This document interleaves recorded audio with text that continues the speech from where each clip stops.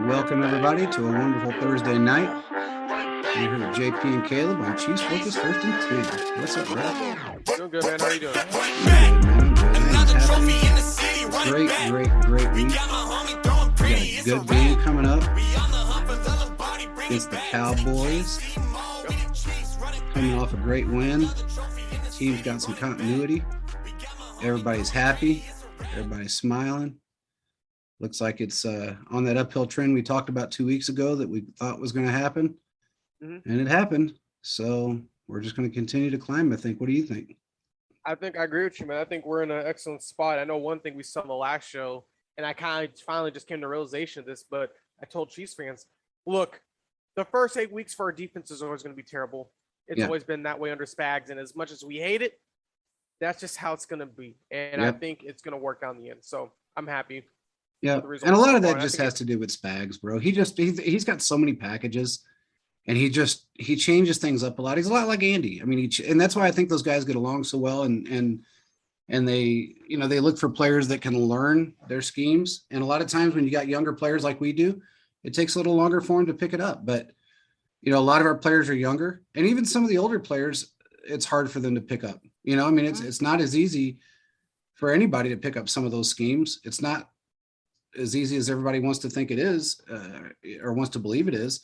It's a hard thing to learn. I mean, some people can't figure out how to bag certain things at a grocery store, and then they want to complain about a football player that can't figure stuff out. That's not an easy thing to do, to go into a. Yeah, it's hard to coach a defense. And I think as us fans, we were frustrated with obvious moves that should have been made, but I guess Spags wanted to see how it would go for 2 or 3 weeks, because anyone can have a bad game. So I understand he wants to see a sample size. But that looks like it might have cost us the first seed. But hey, we're still in a position to where we can. And it may not have. We're ahead in the AFC West, which is important, because if we win the AFC West, we get a spot in the playoffs. So I think we'll be okay overall. And you know what? Mathematically, we're not out of the first seed. We're still not out of the first seed. So, everybody said the same thing in 2019. Oh, we're not going to get the first seed. We got the first seed. So we came back. We were 6-4 during that time too, and our defense turned it around that stretch. So yeah, and Mahomes just went on a rant, and we haven't had a 41-point game in a long time, brother. And that was, I know, I was like, was wow, a sight. 40. It should have been 44. Our yeah, really should have. Almost predicted it, but he did. Missed a kick. But it is what it is. But yeah, man, to see that happen, I mean, just kind of looking back at the game.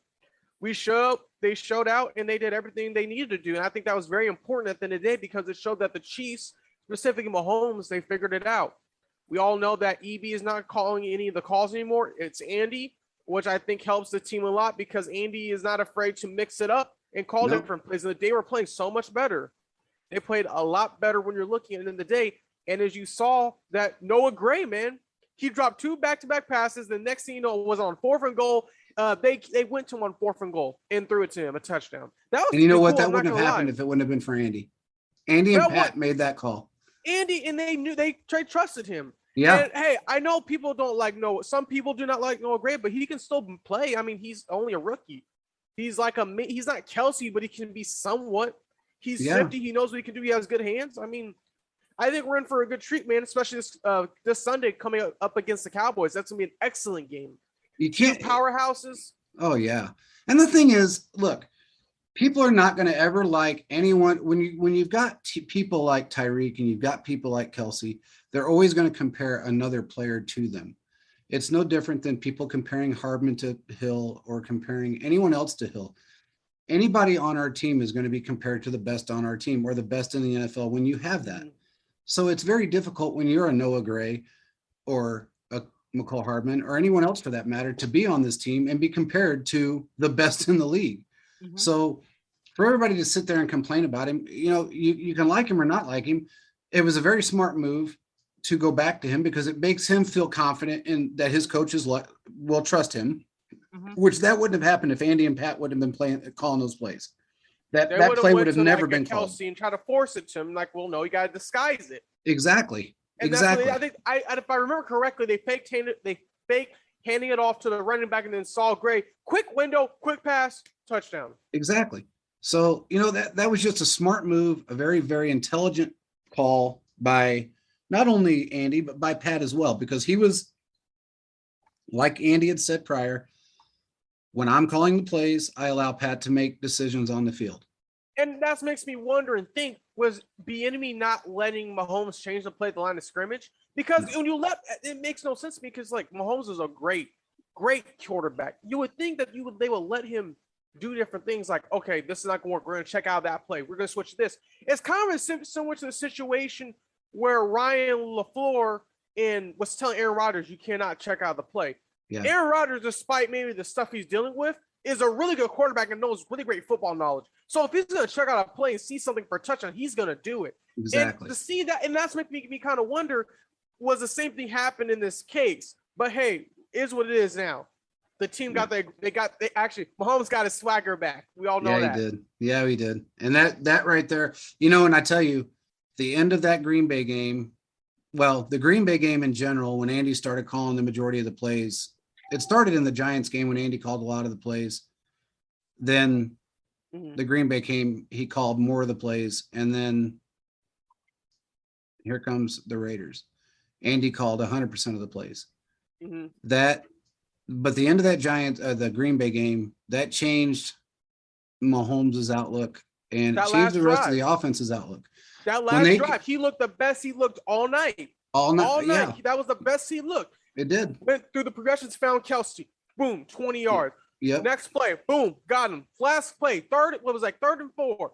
Oh, no, it was like 3rd and 6. Roll out. Extends the play, finds Tyreek Hill. Tyreek Hill had excellent route running. And that's what we know. These wide receivers will run their routes to complete. They will run their routes to completion, but also know I need to be back and looking at Pat. What's he doing? Protection can break down anything as possible. Yeah.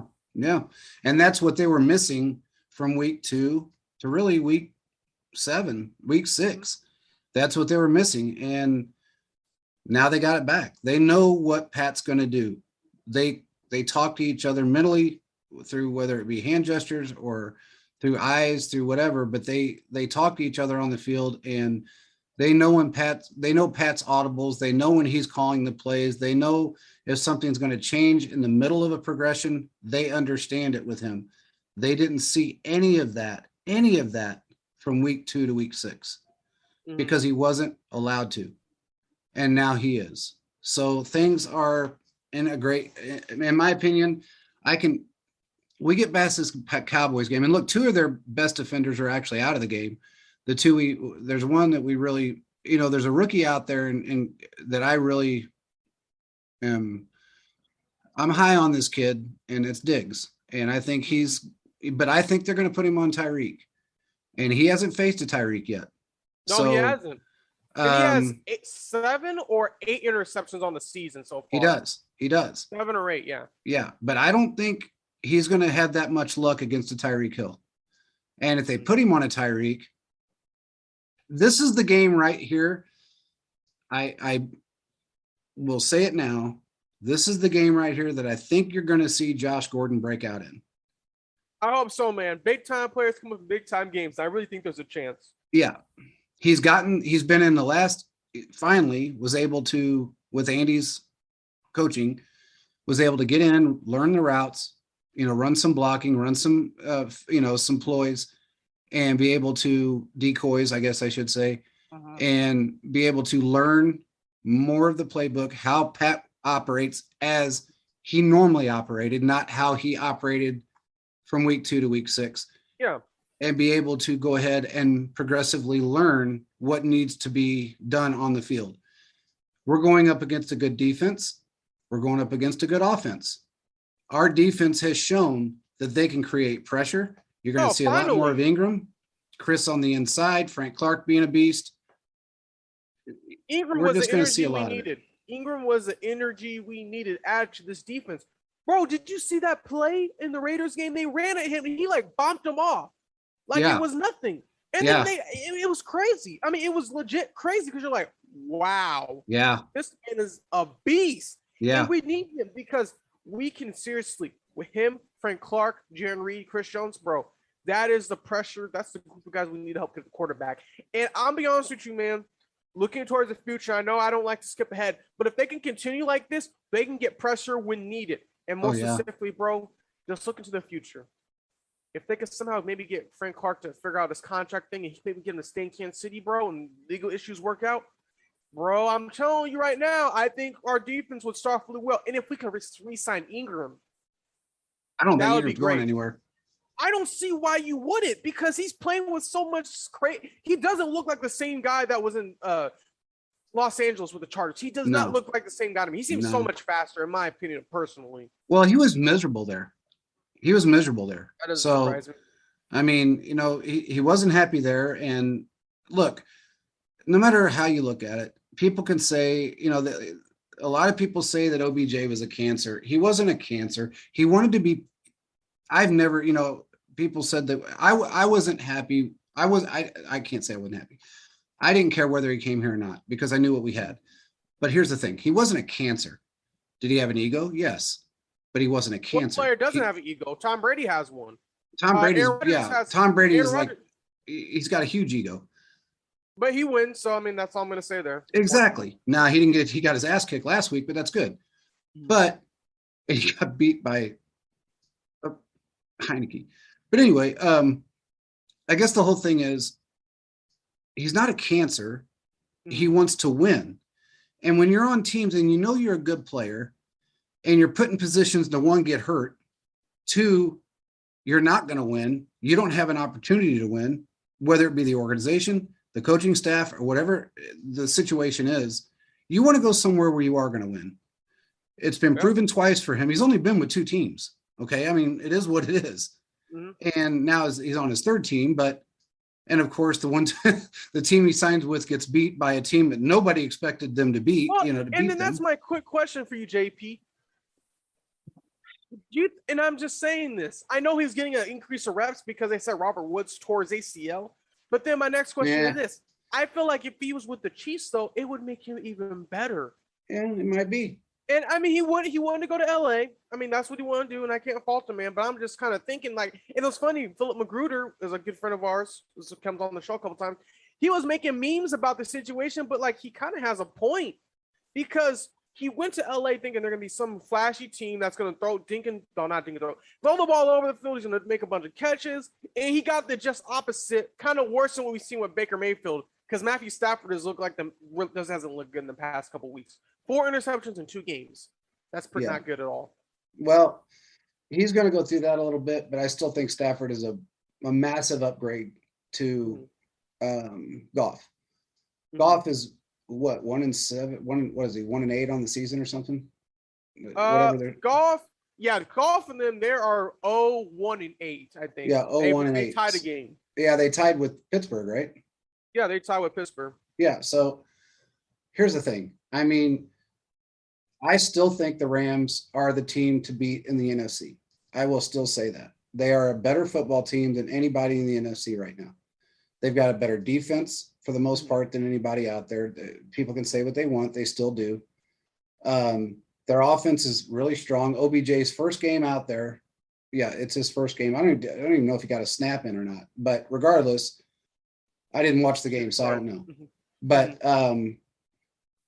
they're a good football team. You know, somebody tried to make an argument that the reason they signed him was because Cook tore his ACL. That's not the truth. Robert Woods, I mean.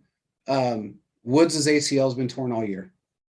Oh, it was torn all year? It's been injured all year. So that has absolutely nothing to do with it. In fact, one of the outlets tried to discredit what you and I had been saying about a West Coast team, which I knew about, and we had broke that story. We talked to a couple of reporters about it, that there was a West Coast team that was silently wanting him, and they tried to discredit us, and that wasn't the case. His ACL had been torn all year. He had been hurting with that all year long. That wasn't the reason why they signed him. They wanted him because they needed him. They had the cap space. That makes sense. Yeah. Because when you look at it at the day, regardless of what happens, one of two things are going to happen. If Robert Woods is at least half of what he was with the ACL injury out there, hey, that makes everyone open. Oh, but my. I mean, you got to do what's best for your team. If the Chiefs could have added him, and people didn't believe me, man, because I went to some of the spaces and just kind of talk with the people, be representative of the brand and stuff, and talking with people, they were thinking the guy wasn't going to help. I'm like, just having him there as the presence alone is going to free up Kelsey